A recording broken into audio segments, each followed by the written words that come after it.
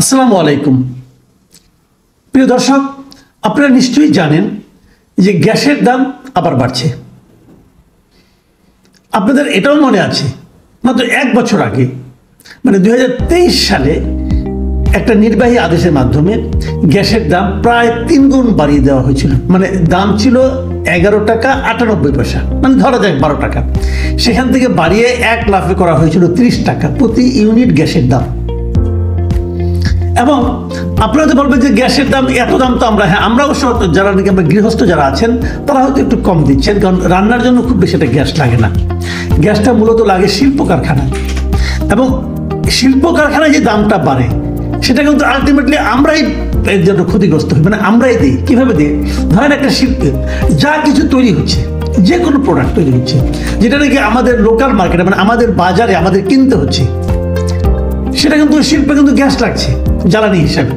তো জ্বালানিতে যদি আগে যে গ্যাসটা সে 12 টাকাতে কিনতো, যখন সে 30 টাকাতে কেনা শুরু করলো, দামটা জিনিসটা বেড়ে গেল। তার প্রভাবটা তো আমরা দেখেছি গত এক বছর প্রত্যেকটা জিনিসের দাম হু হু করে বেড়েছে। মূল কারণ গ্যাসের দাম বেড়ে যাওয়া, জ্বালানির দাম বেড়ে যাওয়া। কাজে জ্বালানির দাম বাড়লে সমাজের প্রত্যেকটা ক্ষেত্রে পণ্য মূল্য বেড়ে যায়।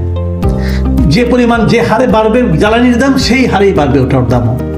এখন এই সরকার, এই যে অন্তর্বর্তীকালীন সরকার, যেটাকে আমরা জনগণের সরকার বলছি, আগের বার নয় হাসিনা সরকার করেছে, তাকে তো আমরা গালাগালি করে এক ধরনের মনে শান্তি পাচ্ছি, ভালো কথা। তো এই জনগণের সরকার করছে এটা কি? তারা আবার গ্যাসের দাম বাড়াতে যাচ্ছে। এবার কত বাড়াতে যাচ্ছে? এক দফায় কিন্তু বেড়ে 30 টাকা হয়েছে, এখন সেটাকে তারা আরো বাড়িয়ে 75 টাকা 72 পয়সা করতে চায়। মানে এখন যা আছে তার 2.5 গুণ করতে চায়। যদি গ্যাসের দাম, জ্বালানির দাম যদি 2.5 গুণ বেড়ে যায়, তাহলে গ্যাস নির্ভর যে শিল্পগুলো আছে সেগুলোতে যে পণ্য উৎপাদিত হবে সেগুলোর দাম বাড়বে না? বাড়বে। কে কিনবে? আপনি কিনবো। তার মানে এই বাড়তি দামটা আলটিমেটলি কিন্তু আমার আপনার কাছ থেকে সরকার নিচ্ছে। কেন নিচ্ছে? এই কারণে নিচ্ছে যে তারা ভর্তুকি দিতে চাচ্ছে না। আমাদের যে গ্যাস উৎপাদিত হয় তা দিয়ে আমাদের পুরোটা চলে না। 25% মতো গ্যাস বাইরে থেকে আমদানি করতে হয়। আমদানি গ্যাসটা বাড়তি টাকাতে আমদানি করতে হয়, অনেক দাম দিয়ে আমদানি করতে হয়। এটা নিয়ে আরেক বিতর্ক। বিদেশ থেকে যে আপনি কিনছেন, এটাকে বাড়তি দামে কিনছেন না ঠিক দামে কিনছেন, এটা নিয়ে কিন্তু আরও অনেক বিতর্ক আছে। সে আলোচনায় না যায়, কিন্তু ওটা শুনলে মাথা আরও গরম হয়ে যাবে। সে আলোচনায় যাচ্ছি না। কিন্তু এই যে মানে ভর্তুকিটুকু দিতে চাচ্ছে না সরকার, তার মানে কি সরকার জনগণের সঙ্গে ব্যবসা করছে। আরেকটা কথা, যতটুকু ভর্তুকি দিতে হতো, যদি সেটা সরকার অতটুকু ভর্তুকি দিত, তাহলে সামগ্রিকভাবে অর্থনীতিতে যে নেতিবাচক প্রভাবটা এখন পড়ছে তার চেয়ে নিশ্চয়ই অনেক কম ক্ষতি হতো। কিন্তু সরকার সে কাজটা করেনি। সরকার জনগণের উপর বাড়তি চাপটা, বাড়তি দায়টা, বাড়তি বোঝাটা চাপিয়ে দিচ্ছে। এটা কি ভালো কিছু হচ্ছে? ভালো কিছু হচ্ছে না। আপনারা তো বলবেন যে না, 2.5 গুণ বাড়াতে চেয়েছে, হয়তো এতটা বাড়বে না। বিআরসির কাছে প্রস্তাব দেওয়া হয়েছে, হয়তো এতটা সরকার ভূমিকা রাখবে, হয়তো 2.5 গুণ বাড়বে না, হয়তো 70 টাকা হবে না, হয়তো 60 টাকা হবে, অথবা 50 টাকা হবে। হ্যাঁ, হতে পারে, কিন্তু সেটাও তো আমাদের জন্য পেইন। এবং তারও চেয়ে বড় কথা হলো, এ ধরনের উদ্ভট প্রস্তাব, এ ধরনের অমানবিক প্রস্তাব যারা দিয়েছে তারা কি দেশের নাগরিক না? তারা কি জনগণের সমস্যাটা বুঝবে না? কেন তারা এত টাকা দাম বাড়ানোর প্রস্তাব দিবে? শেষ পর্যন্ত কি হবে না হবে সেটা পরে আলাপ, কিন্তু প্রস্তাব যারা দিয়েছে তাদের তো নিয়তের সমস্যা আছে। তাদেরকে ধরে ধরে জিজ্ঞাসা করা উচিত, তুমি এই দেশে বাস করে এই দেশের মানুষের সমস্যার কথা না বুঝি তুমি কেবল তোমার প্রতিষ্ঠানের লাভের কথা চিন্তা করছো কোন বিবেচনায়? আর এই সময়ে আমাদের বাণিজ্য মন্ত্রী, মহান বাণিজ্য মন্ত্রী, আমরা কিন্তু একজন খুব স্মার্ট, সুপার স্মার্ট বাণিজ্য মন্ত্রী পেয়েছি। এটা আমি শুনেছি, ওনার নিয়োগের সময় শুনেছি। উনি নাকি শেখ বশিরউদ্দিন সাহেব, আকিব সাহেবের ছেলে। উনি খুবই জ্ঞানী লোক এবং খুবই নাকি ভালো ব্যবসায়ী। এই ব্যবসায়ী বাণিজ্য মন্ত্রী কি বলেছেন শুনেন। তিনি একটা জন্য পুরাটা দায় চাপিয়েছেন আগের সরকারের উপর। বলছেন কি, বিগত সরকারের সময় আনুমানিক 28 লাখ কোটি টাকা লুটপাট হয়েছে, এটির ভার সবাইকে নিতে হবে, না হয় অর্থনীতি আরো খাদে পড়বে। মানে আগের সরকার, মানে যা কিছুই হোক, এখন একটা সহজ পদ্ধতি তারা পাইছে, আগের সরকার এটা করছে, আগের সরকার করার কারণে আমরা এখনো ঝামেলায় আছি, অমুক আছে। তাহলে তুমি আগের সরকারের কাজে যুক্ত করতেছো। আগের সরকার কি কি ক্ষতি করেছে সেটা থেকে উত্তরণের জন্য তো তোমাকে আনা হয়েছে। তোমাকে কি আরো বেশি পেইন দেওয়ার জন্য আনা হয়েছে? জনগণের সংকটকে বাড়ানোর জন্য তোমাদের আনা হয়েছে? ওই এক অজুহাত, এক কুমিরের বাচ্চা কতবার দেখাবা? আগের সরকার এক কুমিরের বাচ্চা পাইছে, যেটা নাকি নিজে কিছু করতে না পারে, আগের সরকার এটা করেছিল বলে আমরা এই সমস্যায় পড়েছি। ওই সমস্যা থেকে কিভাবে উত্তরণ ঘটাতে হবে সেটা দেখার জন্যই তো আপনাকে আনা হয়েছে। সেই জন্যই তো আপনি এত স্মার্ট লোক, আপনার এত সুনাম শুনেছি। কি দেখাচ্ছেন রে ভাই? আগের মতো যে চালাচ্ছেন, আগের মতো চালাচ্ছেন। কথাবার্তা যেগুলি বলেন, এই সমস্ত কথাগুলো আগা মাথা আছে। একটা উদাহরণ দিয়ে বলি, উনি যে অনুষ্ঠানে কথাটা বলেছেন, সেই অনুষ্ঠানে ব্যবসায়ীদের একটা অনুষ্ঠান ছিল, সেখানে উনি বলেছেন দ্বিতীয় প্রজন্মকে ব্যবসা উনি আসার আহ্বান জানাইছেন, এবং আহ্বান জানিয়ে বলেছেন যে এদের ব্যবসায় না আনতে পারলে তার দায় সবাইকে নিতে হবে, সম্পর্ক দিয়ে নয়, সক্ষমতার মাধ্যমে ব্যবসা পরিচালনা করতে হবে। এইগুলি বলছেন উনি। ভালো কথা। দ্বিতীয় প্রজন্মকে আনবেন, প্রথম প্রজন্মই তো গ্যাসের দামের জন্য টিকে থাকতে পারতেছে না। আপনি যদি গ্যাসের দাম বাড়ান, তার রিয়াকশনটা কি হবে একবার চিন্তা করে দেখছেন আপনি? শিল্প কারখানাগুলো টিকবে? তার মধ্যে আপনি আশা করতেছেন এই সংকটের মধ্যে আবার দ্বিতীয় প্রজন্ম আসবে? কিভাবে আসবে? আপনি কি ব্যবসার জন্য কোনো অনুকূল পরিবেশ রাখতে পারছেন? পারছেন না তো, পারছেন না তো। এই যে আপনি সিন্ডিকেটকে হেল্প করছেন, আর কাউকে হেল্প করছেন না। সিন্ডিকেটকে হেল্প করতে যায় কিন্তু আপনি তেলের দাম বাড়াই দিচ্ছেন। আগের সরকার কি করেছিল? গ্যাসের ঘাটতির কথা বলেছিল, বলে দাম বাড়িয়েছিল, বলে যে আমরা দামটা বাড়াচ্ছি, সবাইকে আমরা নিরবিচ্ছিন্ন গ্যাস দেবো। দিতে পেরেছে? পারেনি। কেন পারেনি? ভাই ঘাটতি তো ঘাটতি, দাম বাড়ালে কি ঘাটতি কমবে? আবার এখন যখন আপনি বাড়াচ্ছেন, এখনও তো আপনি ঘাটতির মধ্যেই রাখবেন। দাম বাড়ালে ঘাটতি কমবে? কমবে না তো। আপনি তো ইম্পোর্ট বাড়াতে পারবেন না। আপনি ইম্পোর্টের চুক্তি চেঞ্জ করতে পারবেন, অথবা নতুন জায়গা থেকে ইম্পোর্ট করেন আপনি কম দামে, তা পারছেন?